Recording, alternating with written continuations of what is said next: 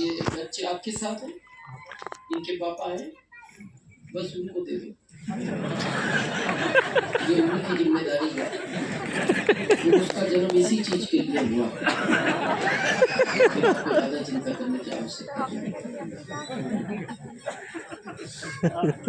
तो थोड़ा सा कोऑपरेट करेंगे। आखिरी निवेदन ये है, जब तक हम बात करें, हालांकि हॉल की लिमिटेशन है, विर्क साहब ने बता दिया क्योंकि जालंधर निकलना है, लेकिन जब तक जरूर बैठे जब तक हम बात करें।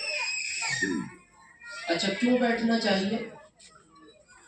आपने 80 रुपया दिया 1 किलो टमाटर का, और आपने 80 रुपए के बदले वो आपको अगर 500 ग्राम टमाटर दे तो क्या होगा? क्या कहोगे आप? भाई उतना तो दो जितना पैसा दिया। और समझदार वो होता है जो कहता है ये हरी 4 मिर्ची भी डालो, अभी कहाँ इतनी महंगी है, मैं टमाटर में डालूंगा क्या, ये हरा धनिया भी डाल दो 2 पत्ती। वो समझदार है जो 1 किलो टमाटर के अलावा ये 2 चीज भी ले लेता है। तो आपने यहाँ 150 खर्च किया तो उतना तो वसूलो। तो बीच में हम आपसे पूछते रहेंगे पैसे बचे हैं या पूरे हो गए। तो जब आप कहेंगे पूरे हो गए, मीटिंग को खत्म कर देंगे।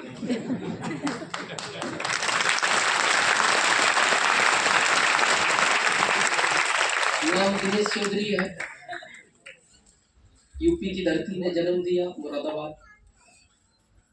फादर किसान थे, अकेले थे वो, दादाजी भी अकेले थे, परदादाजी अकेले थे। उनके हम 4 बच्चे हुए, चारों बेटे।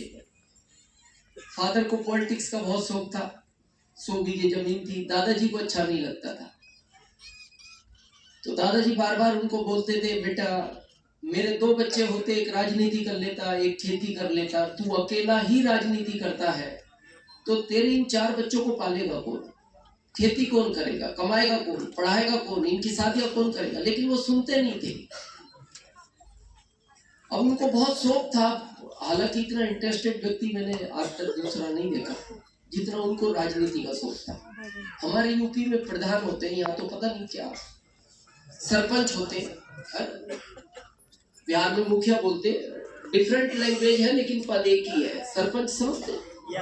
सरपंच मतलब अपने एरिया का मुख्यमंत्री, अपने एरिया का मुख्यमंत्री। तो उनको बड़ा शौक था, हमेशा जब तक वो जिंदे रहे कभी वो चुनाव नहीं हारे, हर बार प्रधानी में खड़े होते थे, हर बार जीतते थे। एक बार गलती से 4 वोट से हार गए। हम बहुत छोटे थे उस समय। हारने के बाद वो लखनऊ गए, 10 दिन वहां रहे और वापस 6 वोट से जीत कर आ गए। तो एक बार किसी ने हमसे पूछा ये कैसे हुआ, हमने कहा इसी को राजनीति बोलते हैं, ये तो राजनीति है। अब वो कैसे जीते होंगे, हम छोटे थे उस समय, जो आज हमें महसूस होता है शायद ऐसा हुआ होगा। वो लखनऊ गए होंगे, उन्होंने कहा होगा मैं रिकाउंटिंग कराना चाहता हूँ, मेरे को डाउट है।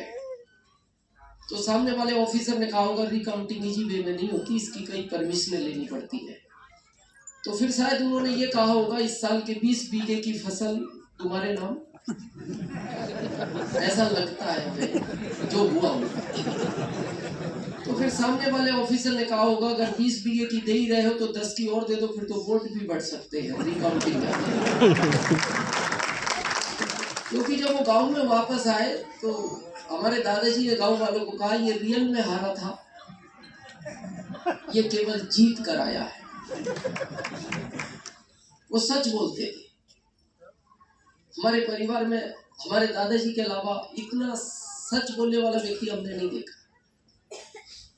और हमारा जीवन ज्यादातर दिन में 7 घंटे उनके साथ गुजरता था। आजकल के बच्चे तो नहीं रहते, माता पिता के साथ भी नहीं रहते, दादाजी तो बहुत दूर की बात होगी। लेकिन जितने लोग पढ़े आप बताओ, जो भी आप पढ़े हो बचपन में वो भी आपके काम आ रहा है?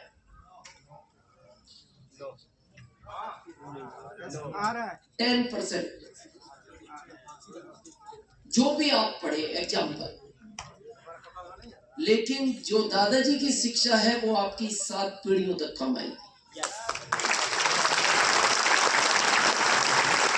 तो हम उनके साथ 7 घंटे रहा करते थे, तो हम स्कूल ज़्यादा नहीं गए। उनके साथ रहना अच्छा भी लगता था और बड़ा वो बस हमसे बातें करते थे कि जिंदगी में ऐसा करना बेटा, ऐसा करना।